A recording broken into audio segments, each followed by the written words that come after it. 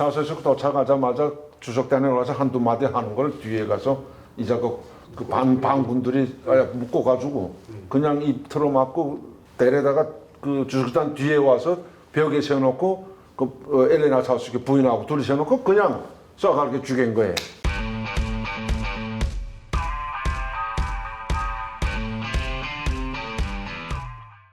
네, 시청자 여러분 안녕하십니까? 이소연입니다. 요즘에 북한에서 러시아에 북한 인민군을 파병했습니다. 그런데 뉴스가 나오기 전에 우리 정말 예리하게 김동수 이사장님, 강진 대표님께서 와서 북한의 파병에 대해서 우리가 적나라하게 하나하나 딱딱 집었더니 어머나 딱 들어가 맞았습니다. 그래서 이 북한 김정은 정권이 왜 러시아 파병에 이렇게 목을 매는지, 거기에 지금 파병된 군인들은 또 어떤 군인들인지 저희가 또 정말 짐작했던 탈영병 생겼습니다. 여러분 이걸 우리가 또 얘기 안 할 수가 없잖아요. 그래서 두 분 또 모셨습니다. 인사해 주십시오. 안녕하십니까? 안녕하십니까? 네, 뭐 저번 시간 소개 나가서 예. 자, 먼저 우리가 지금 파병된 군인들이 어떤 분은 그러시더라고요. 저한테 고아들을 내보냈을 거다. 예, 그냥 가서 죽어도 따질 수 없는 가족들. 근데 우리가 그 일리가 있네, 그것도. 그죠? 그것도 일리가 있어. 일리가 있습니다. 근데 전 시간에 우리가 가족들한테 충성히 맹세 쓰고 보잘것없는 선물 받고 이런다고 우리가 꼭 찍었습니다. 왜냐? 충성심이 굉장히 높은 사람들로 없지 않았을까? 바로 폭풍군단 아니겠습니까? 그렇죠. 네. 북한에서 폭풍군단이라게 되면 그래도 그 이런 게릴라에서는 제일 그래도 훈련이 잘 되고 일명 그 이름 자체가 폭풍관이에요. 예. 최고사령관이 명령이 떨어지면 예. 폭풍같이 달려서 명령 간수를 해서 뭐 목숨을 바친다. 이래서 그렇죠. 폭풍인데 그렇죠. 이번에 그 폭풍군단이 현실로 우리가 그날 뭐 이야기한 다음 날이 그렇게 뉴스를 터지더라고. 혹시 우리 이야기 듣고서 터진 건 아니죠? 저 또 어제 방송국에서 네. 제 방송 봤다고 네. 증언 한번 다시 해라. 네. 그래서 저도 폭풍군단 얘기했어요. 그러니까 이 사람들은 뽑을 때부터 다른 사람을 뽑는다. 그렇죠. 출신 성분 보지 않습니까? 그 보죠 그래도. 네. 네. 출신 성분도 보고, 그리고 이 폭풍군단은 어떻게 보면 김정은이가 그 특수훈련 부대에 가서 네. 방아쇠 총을 걸고 네. 훈련하는 걸 지켜봤단 말이에요. 네. 그러고 뭐 까마귀 날짜 배 떨어진다 하나요? 그렇죠. 그 가서 딱 지도하더니 실전 경험을 많이 해라 네. 하더니 러시아에 딱 파병됐단 말이에요. 예. 예. 그러니까 그게 이제 사전에 음. 저 영상이 그 이제 북한에서 이제 그 나갔을 때는 제 생각입니다. 네. 저기 파병하기 전에 현지 시설 다 해가지고 이제 김정일이가 직접 그 다 돌아보고 점검하고 파병 다 된 다음에 저 영상을 내보내지 않았을까. 아, 이미 파병해놓고. 해놓은 다음에 그러니까 저 영상을 미리 전에 다 이제 점검 설명에 그렇게 됐을 수 있는데 저 폭풍군단 본부가 리언에 있어요. 예, 리언에 있는데 그 이제 리언 역전 딱 들어가기 전에 이제 기차로 들어가는데 그때 깜짝 놀란 게 뭔가냐면요. 그 이제 리언 그 역전 들어가기 한 5리 10리 전에 이제 그 이런 야산 숲들이 있어요. 대체로 북한에서는 특수부대나 뭐 특각 이런 데 다 이게 수림이 있거든요. 그 바닷가 옆인데 그렇게 그렇죠. 있는데 그렇죠. 그 밑에 있잖아요. 그 하도 북한 기차가 너무 천천히 가다 나니까 그 옆에 탱크를 시작하는데 방수포를 시작하는데 그 탱크가 글쎄 나물로 통나무 깎고 모형이 됐어요. 네. 그래 나는 그때 그 전역을 해서 2005년도에 전역을 했는데 우연히 그 어쨌든 리언에 갔다가 장사를 갔다가 그걸 보면서 좀 왜 저렇게 해놨을까 이런 거 있었고 2014년도에 이제 북한에서 어떤 일이 있었냐면 그 삼지연 비행장이라고 있어요. 예. 그게 이제 그 삼지연 비행장의 이런 정말 그 이런 비밀기지가 다 이게 우리 한국으로 다 노출됐다고 했어. 근데 그 비행사가 하나 뗐어요. 그걸 해가지고 이제 비행장이 다 옮겼습니다. 비행기가 옮겼는데 그 삼지연에서 이제 평양까지 그 옮기자면은 그 역전이 위연역이라고 있어요. 네. 그걸- 양강도 위원. 예. 예. 해산 딱 들어가서 위연역이라고 했는데 거기에 이제 그 포탄들이 이제 쌓였는데 그게 포탄이 어떤 포탄일까요? 저는 뭐 깜짝 놀랐는데 진짜 폭탄이 아니라 그 우리 북한을 말하면 그 뇽 있잖아요. 뇽 껍데기를 만든 포탄인데 한 직경이 길이가 한 2m 돼요. 포탄 하나가. 네. 직경이 한 30 되는데 네. 그게 저는 그때 역전에 그 사이드 방수포를 시작하는데 그 비행장 그때 저 삼천 비행장 다 철수했어요 그때 한 3개월을 했는데 계속 차들이 밤에 그 군용 차에다 그 나라인데 그건 진짜 포탄인 줄 알았어요. 그리고 이제 그게 그 군인들을 그 이제 비행장에 가는 강두수 비행장이라고 가는 그게 이제 연유창이 있어요. 그 예. 역전가. 그게 그 연유 이제 그 몰래 그 군인들한테 가서 빵빵 가지고 사온단 말이에요. 싸우다 그 철길 지나다 보니까 거기 싸는데 그래서 그거 보니까 그러니까 안에서 주라늄이라고 그러잖아. 가벼운 이움. 알루미늄. 그렇게 큰 폭탄을 내고 가짜 했잖아요. 모조품이네. 모조품인데 거기 어느 정도가 남있잖아요. 기차 이 60톤 빵통으로 하면 한 5-6개는 그렇게 지켜서 쌓아놓고 군용에서 쌓아놓고 했어. 그러니까 이게 북한의 군사 시설들이 정말 아니게 부풀려지고 가짜들이 엄청 많아요. 그런데 이번에는 진짜가 거기를 이제 나갔단 말이에요. 네. 결론은 이거네요. 그렇습니다. 지금 강진 대표님이 폭풍군단에 대해서 이야기했는데 리언이 그 함경남도인가요? 예, 그렇습니다. 함경남도 있죠. 그 폭풍군단이라는 걸 우리가 좀 알아야 될 필요가 있어요. 나보다 이제 예.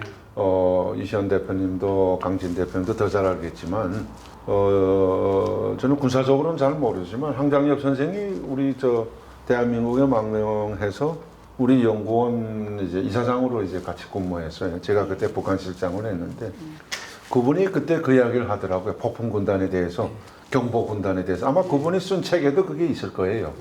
북한이 폭풍군단, 경보군단의 사명과 목적이 뭐냐 하는 그를 간단히 언급한 내용인데 그때 그분이 많이 이야기하셨는데 폭풍군단은 한마디로 말하면 김정일 시기 때부터 김정은 시기 지금까지 와서도 수령을 위한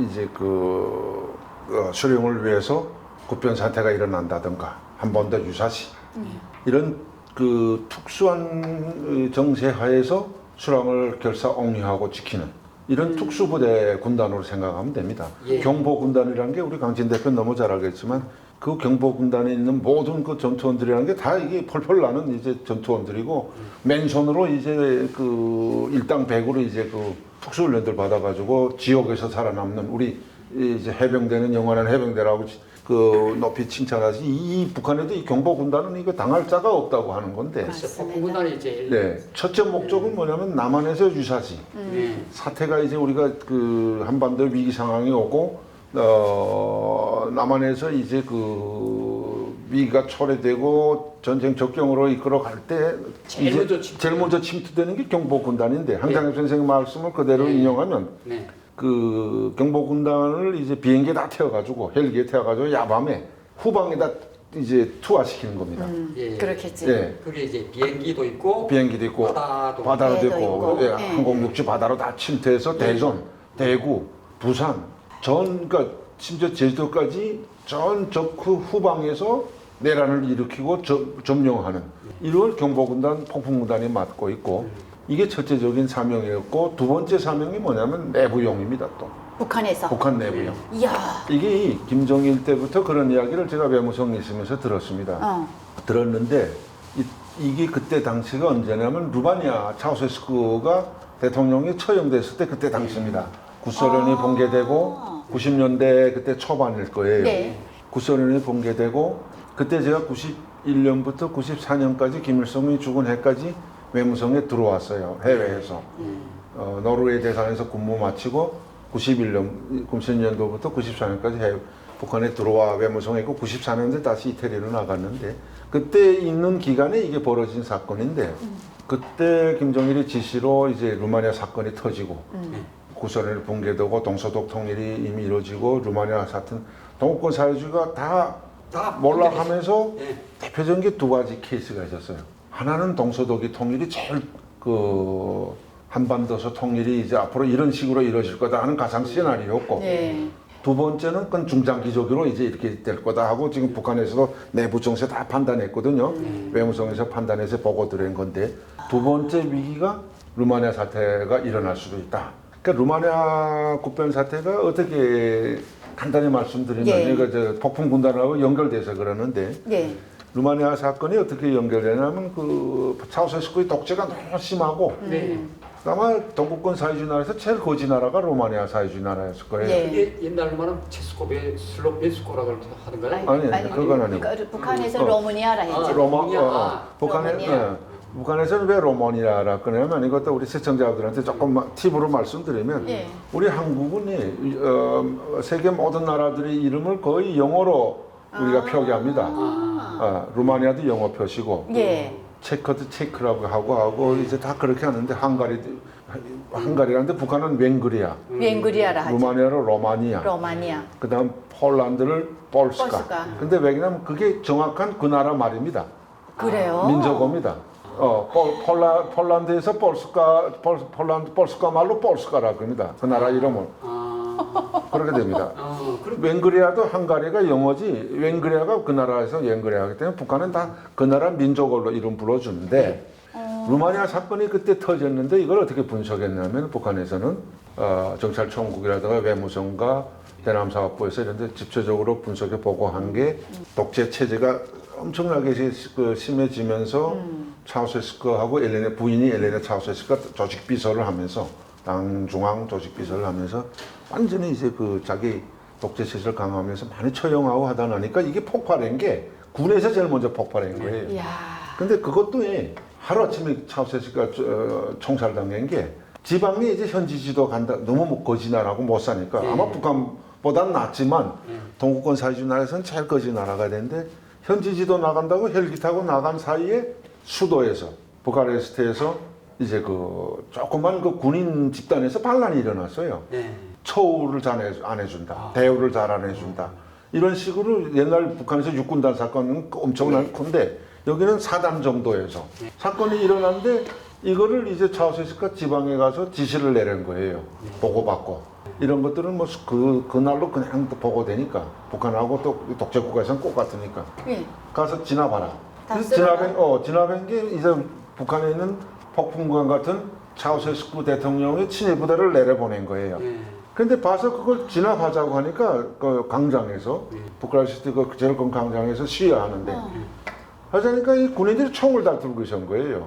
그러니까 지나발로 온 얘들 돌려대고 얘들을 먼저 쏜 거예요. 그러니까 말하자면 북한 말하면 김정은 경호 친위대들을 나왔는데 그러니까 그 얘들이 먼저 한 개 소대가 죽으니까 차우세스크가 비행기를 돌려대고 다시 지방에서 부카레스트 올라오면서 북한 같은 폭풍 군단을 동원시킨 거예요. 네. 동원시키고 그 모집돼서 오기 전에 자기가 먼저 광장 가서 연설한다. 그리고 그때 이미 다 광장에 차우세스크 그 반대하는 시민들이 다 모인 거예요. 북한 말하면 김일성 광장 같은데. 일명 폭동이 일어난 폭동이 일어난 거죠. 군인이 주도하에. 네.